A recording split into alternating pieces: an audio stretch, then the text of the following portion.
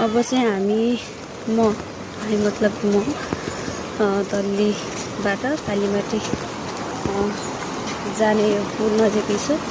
भिडियोको quality त्यति राम्रो त आउँदैन र बनाउन पनि आइरहेको छैन। पानी यहीँको तल्ली र कालीमाटीको मान्छेले पानी टुङ्गी पानी हो। हामी मात्रै हुन्छ। म चाहिँ अब घर जाँदैछु अहिले। यो मौसम एकदमै जाडो मौसम छ। पानी परिरहेको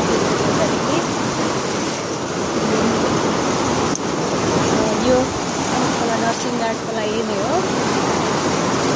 उताबाट आउने खोला चाहिँ कैना खोला।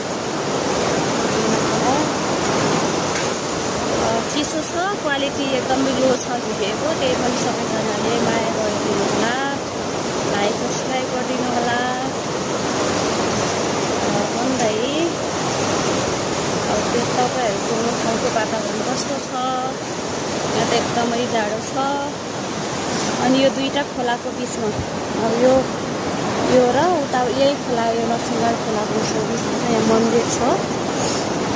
मन्दिरको वरिपरि फुलहरू लगाइएको छ। एकदमै रमाइलो वातावरण छ। यो रमाइलो छ वातावरण। मोबाइलको समस्या भनौँ या अब यो भिडियो बनाउने मान्छेको समस्या, नो एडिटिङ। एडिट गरे अब राम्रो आउँथ्यो होला, त्यो एडिट गर्न पनि आउँदैन। जे छ त्यस्तै मैले देखाइराखेको छु हजुरहरूलाई।